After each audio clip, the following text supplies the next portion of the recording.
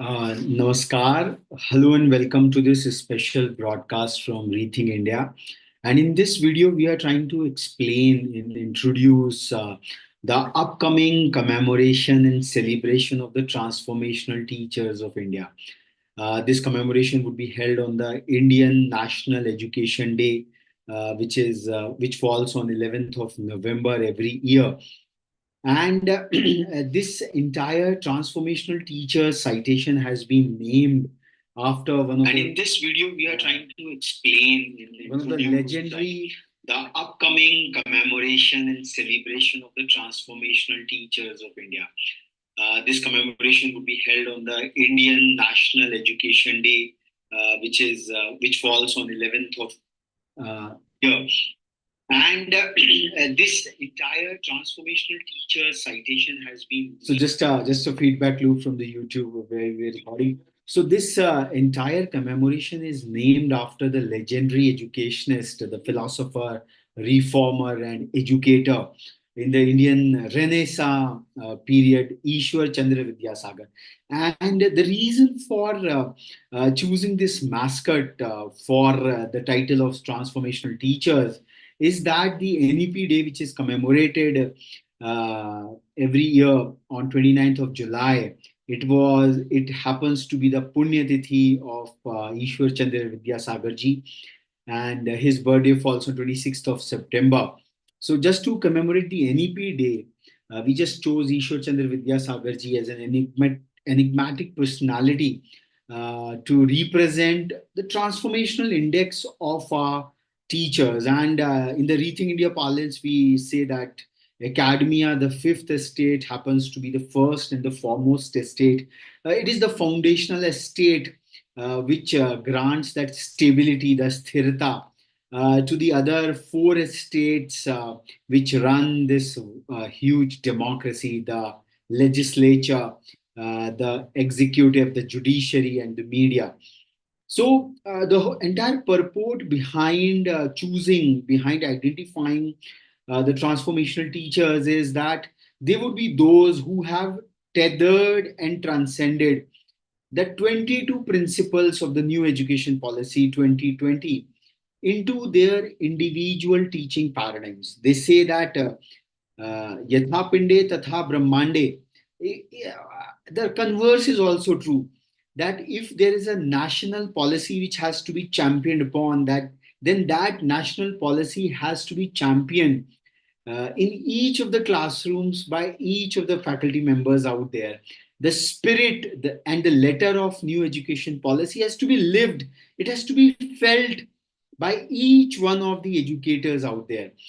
So Rethink India felt like, why not throw up a challenge to the various schools, various emergent schools who are really expanding the envelope of excellence in one way or the other, and they identify the transformational teachers who have really gone to deploy the letter and spirit of new education policy into their individual classrooms. So like the preamble to the Indian Constitution, this is something which whenever the Honorable Supreme Court finds difficulty in interpreting one or the other articles of the Constitution, or perhaps any statute under the entire compact of the Indian legal system, they come back to the letter and spirit of the preamble. So we can say, in the context of the new education policy, that whenever we are in doubt, we can come back to these 22 principles which have been curated so very well by the very empowered committee which formulated this new education policy. And we would like to just try to read out these 22 principles, because at times it gets missed out in the hustle and bustle of getting to the brass tacks, the core spirit, the macro view, the underlying spirit of it all somewhere gets lost. And that's where Rethink India want to reverberate it over and over again.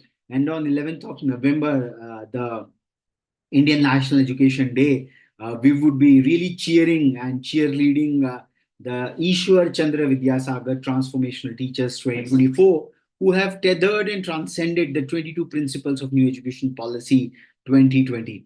The first and the foremost principle is recognizing, identifying, and fostering the unique capabilities of each student by sensitizing teachers as well as parents to promote each student's holistic development in both academic and non-academic spheres. So, beyond everyone else, it's a teacher in a classroom who has that agency to recognize, identify, and foster the unique capabilities of each student. And here we want to have a caveat that it is not just the role of a class teacher alone. A subject teacher looks to a student from the vantage of that subject per se. So we are looking for those teachers who are really carrying forward this mantle of the core crux of teaching into their classrooms. So this is the first principle. Are they deploying it? Are they really living and leading by it?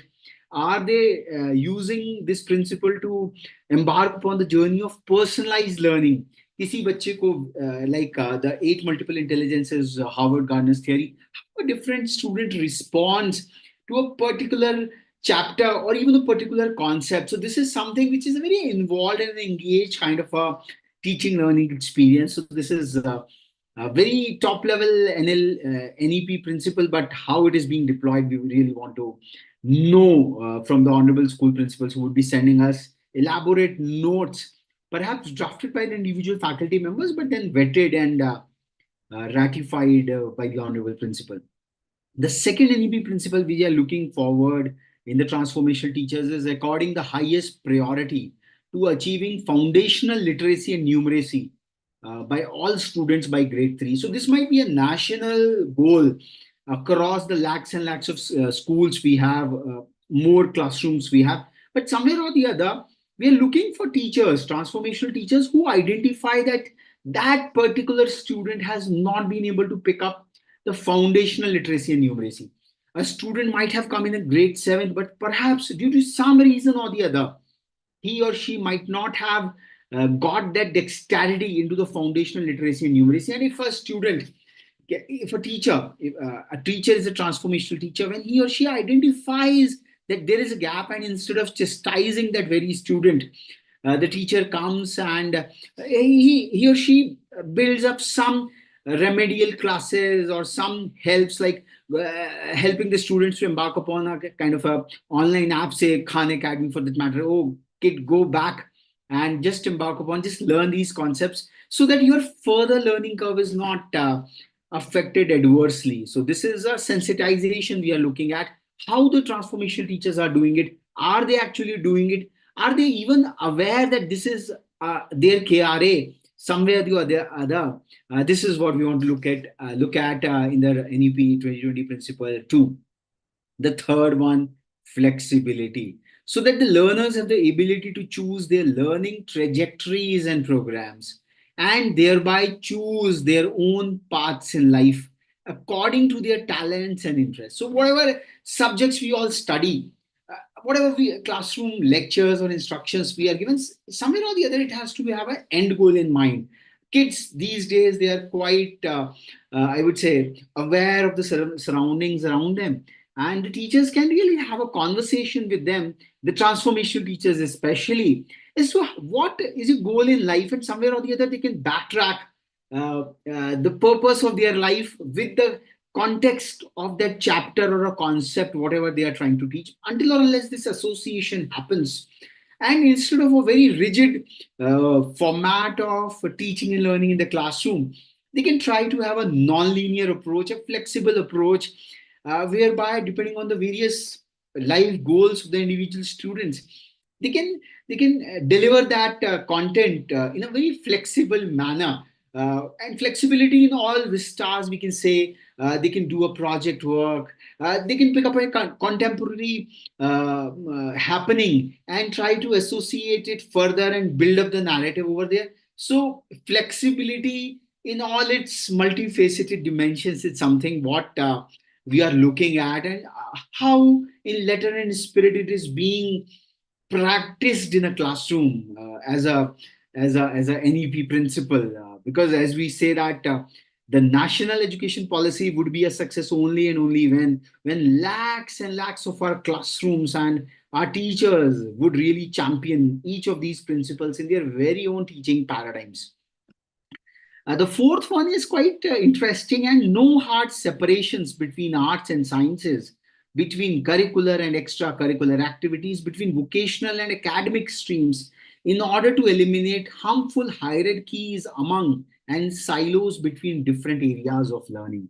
So, this is so very important. Like a faculty of physical sciences can really interface with the faculty of social sciences. So the onus is primarily on the transformational teacher herself or himself to really, because they're all advanced learners, they have gone through all these subjects themselves, and somewhere on the other in their neuro linguistic programming in the cerebral space, they do have the foundations of multiple subjects, multiple disciplines. So the only idea is they have to just come together and see the learning as an integrated whole. They can draw out, and there is a history of science. The geography of the social sciences are very well intertwined with the physical sciences, and it's just the creative imagination of the teachers, the transformational teachers, who can really interplay between both of them. The sports and perhaps sciences can come together. A lot of examples in a physics classroom are linked with the sports, which is extracurricular activities, dances, music. They do have a scientific component with them.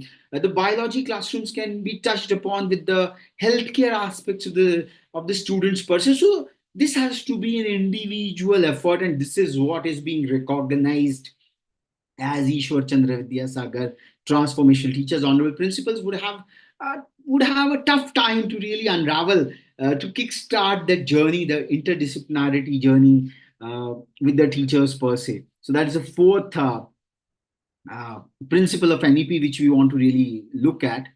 The multidisciplinarity and a holistic education across the sciences, social sciences, arts, humanities, and sports for a multidisciplinary world in order to ensure the unity and integrity of all knowledge. So, 4 and 5 are quite related, quite close. No hard separations and multidisciplinarity. I think this is where further academic discourse, lots and lots of material is available, but we really want to challenge upon and really want to recognize those wonderful experimentations and innovations in the classrooms which are happening across the nook and cranny of this country. The sixth NEP principle we want to look at in the transformational principles is emphasis on conceptual understanding rather than rote learning and learning for exams. So this is entirely dependent on the individual teacher. It's no doubt that whosoever we are, NEP is just a very young policy, like the young Himalayas. But we all have come through the rote learning ecosystem. But somewhere or the other, the duty of the teachers is to fend for the future. How to create the future learners. So maybe we might have been tortured and tormented through one of the colonial educational systems, but now in this new education policy, we can really come forward and really try to think that are we building up the conceptual understanding. And there is an adage which says that teaching is twice the learning. There is no harm in becoming a learner ourselves and then catering to our job role as a teacher. We really help our students on the conceptual learning, and somewhere or the other it says that it's an iceberg model. Once the three-fourth or two-thirds of the conceptual understanding is under the sea, then the germs of it all, then that understanding unravels phenomenally at the top of the ocean surface. So conceptual understanding, how you're leveraging upon it, and not buckling down under pressure, completing syllabus or something or the other, a chapter, and whatever the new books which are being given, the curriculum which is being devised from the top, NCRT and all, they are all trying to imbibe this letter and spirit of NEP into the entire educational ecosystem. But how you as an individual teacher are complying with it, and the compliance coming from your own rather than a kind of a top down compliance. It's a bottom up innovative acceptance of it all. That is what we are looking at, the transformational teachers. Creativity and critical thinking to encourage logical decision making and innovation. Now, this is tough. In a lecture mode, it's one part of the story, but then how to And this creativity and critical thinking can really come from the young learners. Believe teachers who are too democratic in their classrooms, they really create a kind of a learning ecosystem, a cauldron of creativity and critical thinking, because you have some of the finest brains, the raw intelligences out there. Let's not curb them.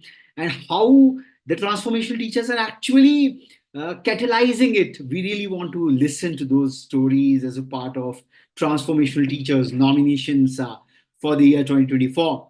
The eighth NEP principle which you are looking at is the ethics and human and constitutional values like empathy, respect for others, cleanliness, courtesy, democratic spirit, spirit of science, respect for public property, scientific temper, liberty, responsibility, pluralism, equality, and justice.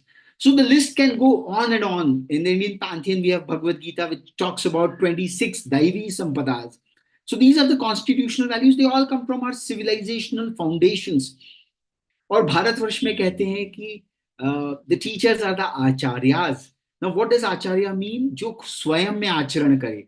And these ethics and human and constitutional values, they just cannot be taught. They can only be caught by the students, by the learners from their acharyas when they are practicing themselves in their own personal and professional life. So somewhere or the other, this is a challenge onto our transformational teachers, and perhaps an opportunity for our honorable Pradhanacharyas to identify those very faculty members who are really believing and who are living these values and virtues in their day to day lives across their personal and professional lives. Because once you are living, you become a kind of a transmitter of those values, and it's like a contagion of excellence we want to spread out. And that is the quintessence of NEP 2020, कि किस प्रकार से हम अपने शिक्षकों को आचार्य के रूप में प्रक्षेपित कर सकते हैं, उनको पुनर्स्थापित कर सकते हैं. And it is not pomposity, it has to be very genuine. And there can be no genuine evaluator than a young toddler, a young learner who is still uncorrupted, who is still having in his bosom those very tender feelings, and those can be very well reciprocated out there. Moving forward, the ninth important principle of NEP is promoting multilingualism and the power of language in teaching and learning. भाषा का जो सौष्ठव है, the thankfully India is a land of 22 official languages, and God knows how many dialects we have. So, in fact, Director IIT Harvard, Professor Venkapaya Desai, talks about a five language principle, which is universal in nature. And across the world, linguistic proficiency is seen to be programming our cerebrums. Our natural intelligence gets tremendously improved when the linguistic skills are so very strong. And today's time, we say in the name of simplicity, we try to bring down the level of linguistic proficiency we should have. So this NEP principle talks both about the power of language as a principle, understanding that power of language. So whatever language we are teaching, it has to be really at a very profound level. The teachers, the onus is on the teachers to have a very profound language, whatever is the medium of instruction. That doesn't matter at all, because the semantics is more important. What is being said, what is being conveyed. Any one language is great, but then an effort for multilingualism has also to be done. And the five language formula, what Professor Venkapaya Desai has been advocating, and very successfully, it is bringing results in enhanced I would say intelligence. The Matrabhasha, the mother tongue, the local dialect, whatever the kids are very, very familiar with, the language which they speak at home, the cultural locale they come from, the geocultural locales they come from. Then the Kshetra Bahulya Bhasha. So that is obviously a more refined fashion of it all. The regional language, whatever we call it, and thankfully for us in India, we just commemorated the birthday of Pandit Govind Vallabh Pant, who reorganized the Indian states on the linguistic basis. So our Indian states generally they are mapped with that regional language, the Kshetra Bahulya Bhasha. And the third is the Rashtra Bahulya Bhasha. So we just commemorated the Hindi Divas. So somewhere or the other, in the larger segment of 29, 30 odd states and the 7, 8 union territories, whatever we have, Hindi happens to be the numerical majority. It is the Rashtra because it comes from the Pramatra Bhasha, the core of it all, the Sanskrit over there. Then the Vishwa Bahulya Bhasha. We are conversing in the English language, and undoubtedly, out of the five UN languages, official languages, English is certainly the language of science and technology and business, and it is the international language. So, how we can plan the juxtaposition of all these languages, these five language formula, beautifully well. We are saying if there is a school in Tamil, there might be a Tamil dialect. A kid might be coming from one geocultural locale of Tamil Nadu. So maybe that Matrabhasha can be nurtured. Then Tamil as a regional language, undoubtedly, without the Tamilian pride, how would a Tamilian student would stand out in the world and take on the challenges, the global challenges out there? Then obviously a bit of the Rashtra Bahulya Bhasha, because it connects to the Pramatra Bhasha, the Sanskrit, the Hindi, compact, whatever we call it. And undoubtedly, without the international languages, how are kids going to become global citizens? So that's this kind of a multilingualism can be curated, can be championed in the classrooms, and teachers have all the agencies out there. And one other formula we would like to give it 26th of September, which is also the birth anniversary of Ishwar Chandra Vidyasagar ji. It is also the European Language Day.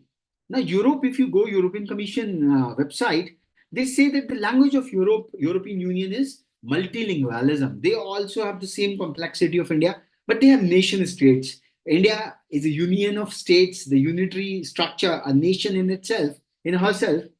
But Europe, they have made peace with French, German, Norwegian, and a host of different languages. They coalesce together.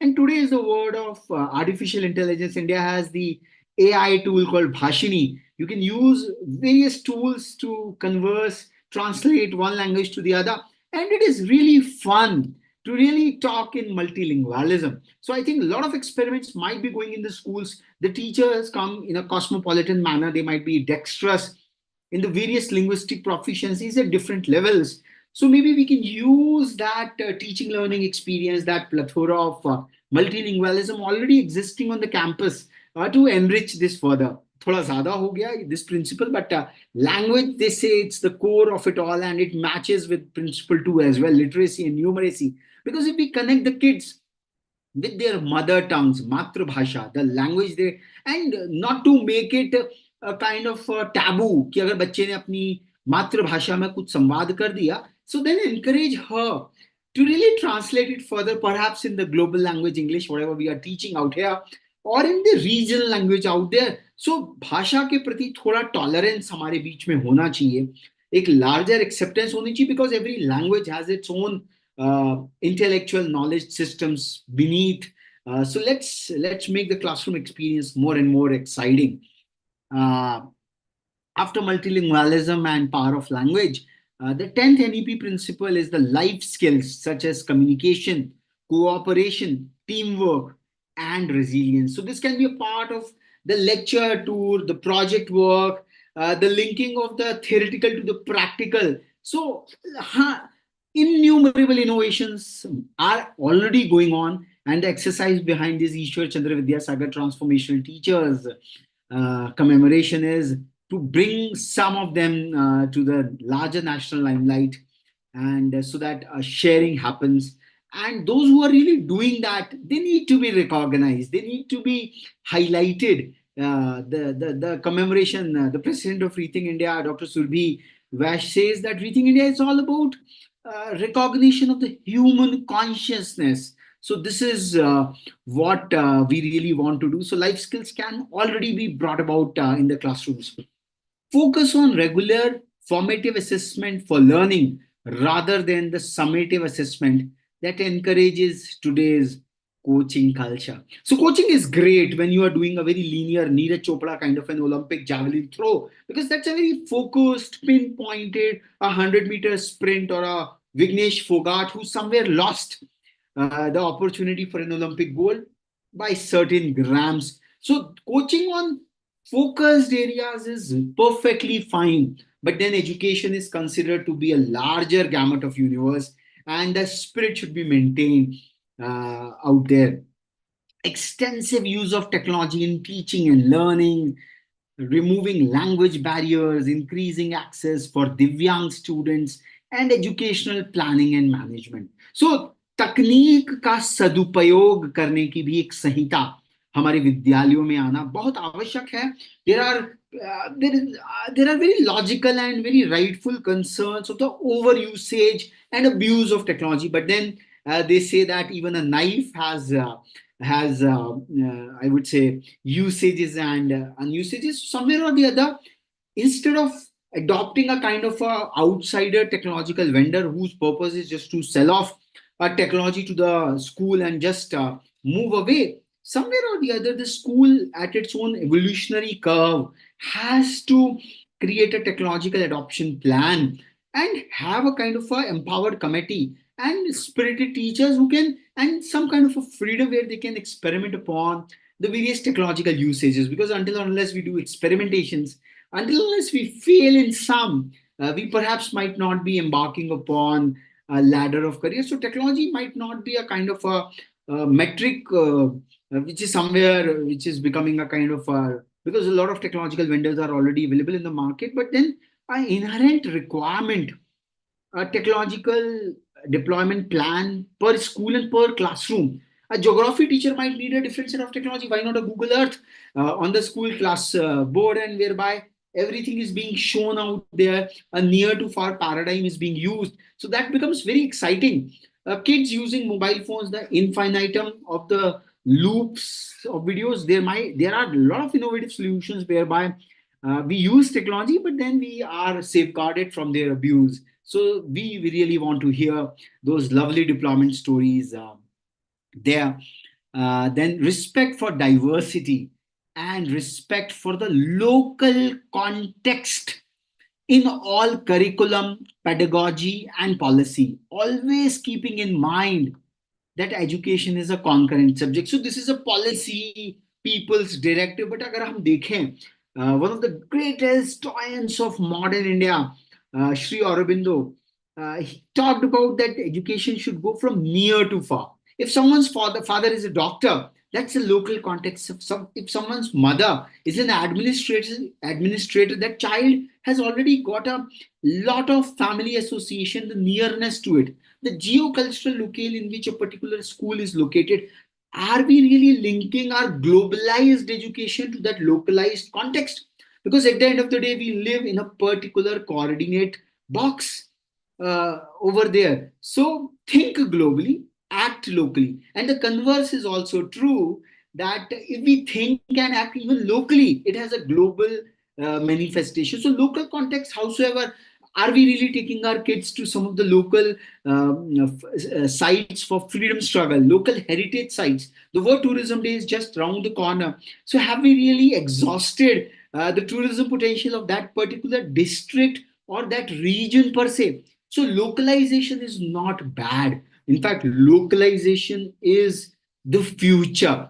Because in this globalized world, the technologically connected global world, Vasudhaiva Kutumbakam, one is the global brand of Vasudha, and Kutumb is the localized concept.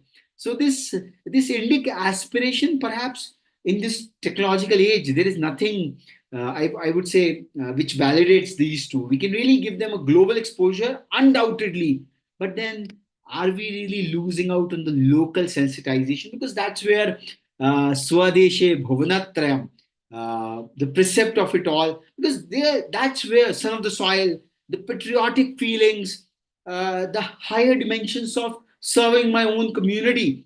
It doesn't mean that I have to hate someone else to serve my community, but then they say that we all have a limited bandwidth for action. So how we are doing it, that's very important out here.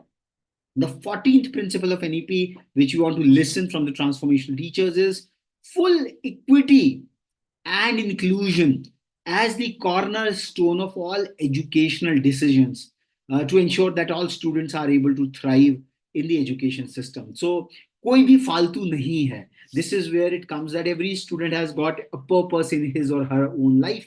The whole world of 700 crore people, each one of them have a utility if they are on this planet. So, this spirit, how a very inclusive classroom. A teacher has to have a very growth mindset, a positive mindset, whereby he or she can identify, oh, you have these positive traits, these, because कोई भी सर्वगुण संपन्न नहीं है. If we change the metrics, every student would change. We will find the multifaceted report card of every student out there. So this principle, how our transformational teachers are adopting in their classrooms, we really want to hear them all. Synergy in curriculum across all levels of education, from early childhood and education to school education to higher education. Now, this is something at a policy level, at a curriculum level, it's being done, but then it is at a classroom level. A transformational teacher can always help the student. For I give you a very workable example. Just take any subject and take that subject's textbooks for grade 6, 7th, and 8th, and do a comparative analysis of the indices themselves. I did it for the mathematics for 6th, 7th, 8th, and I found that some of the foundational precepts which were there in class 6, they were carried forward in class 7th and also in class 8th. So this kind of a correlational exercise, if the teachers can do it, this can be done for geography, this can be done for history, any subject for that matter, because this is a graded learning experience.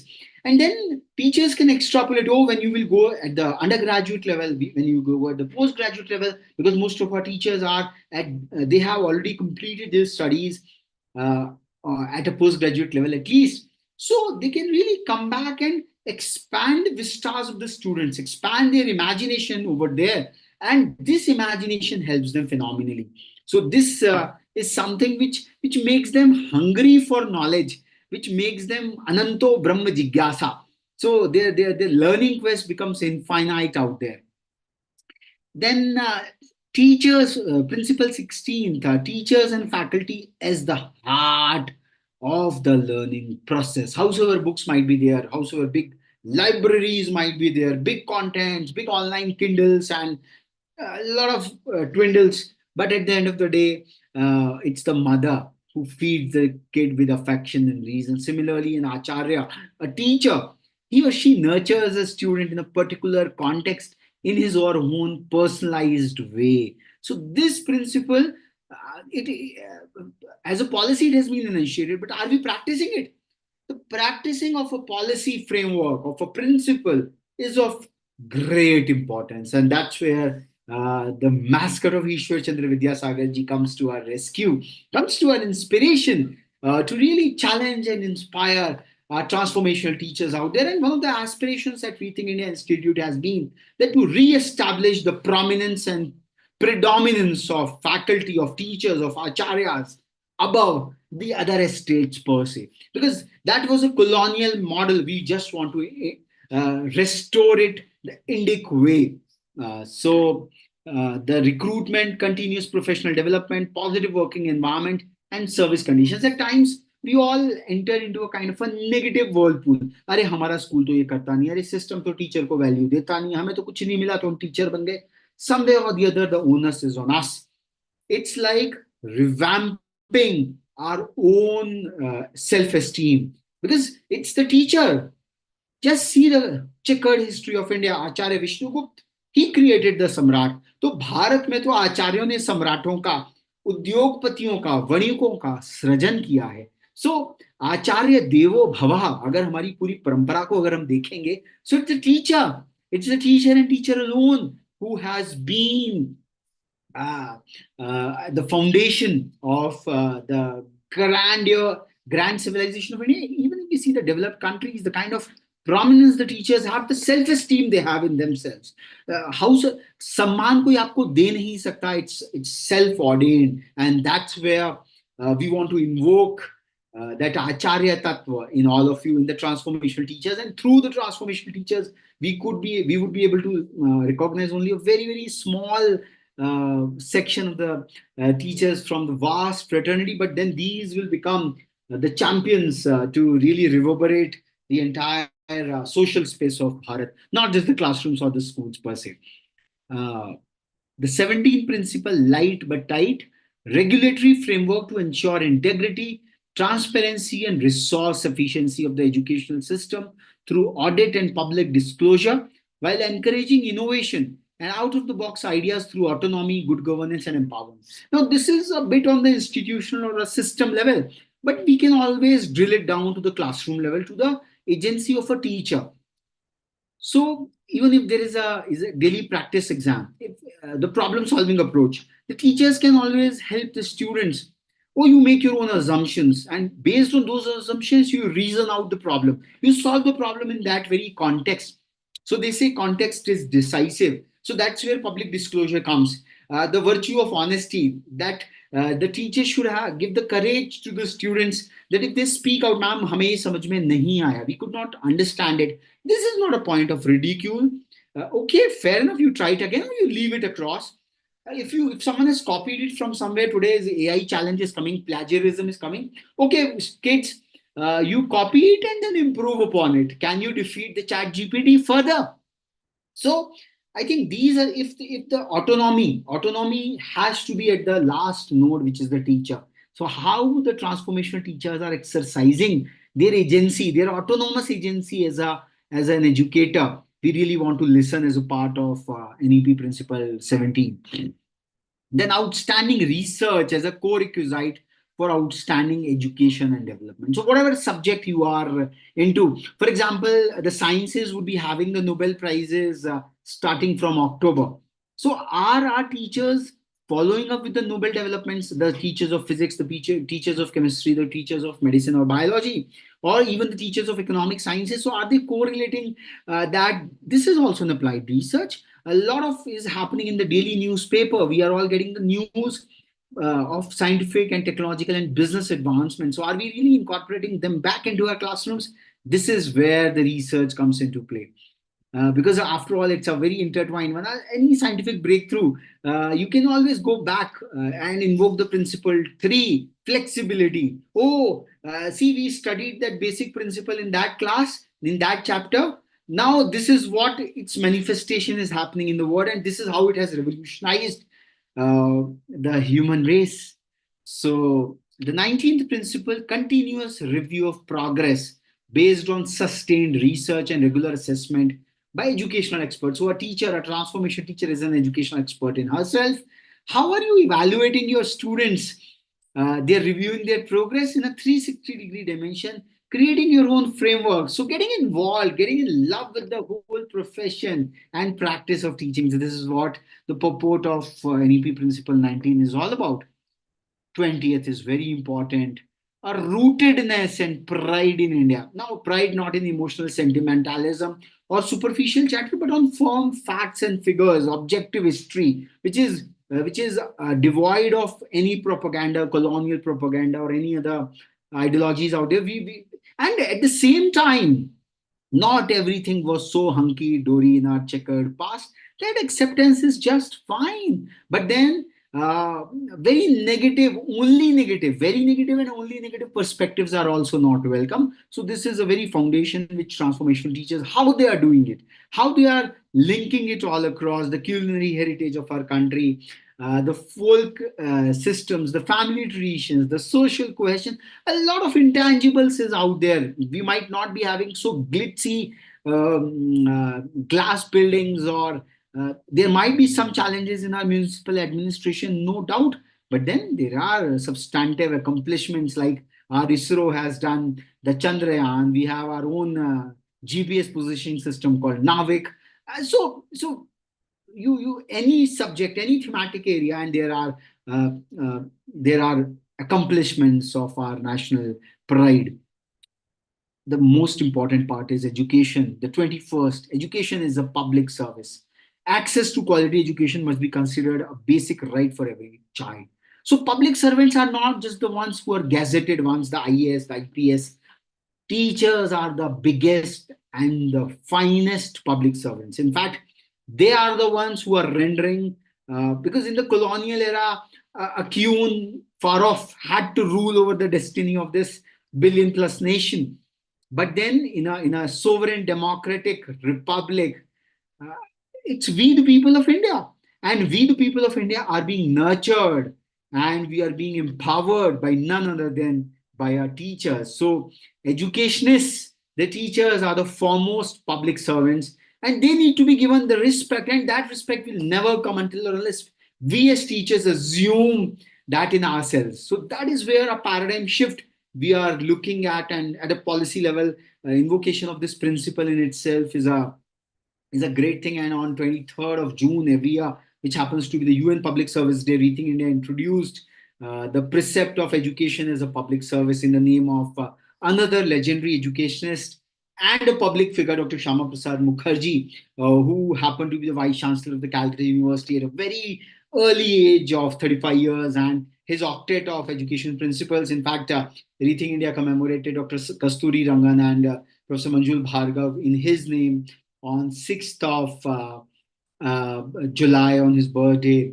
where NEP was initially unveiled in the year 2019, just before the COVID breakdown out there. So 21st, education as a public service is a principle. The Union Public Service Commission, the public services, whatever we have, the kind of protections we have. So somewhere or the other, it's a great opportunity that NEP has invoked this principle of education as a public service in a phenomenal fashion. How our transformational teachers are living up to that, we really want to hear from them. Last but not least, substantive investment in a strong, vibrant public education system, as well as the encouragement and facilitation of true philanthropic private and community participation.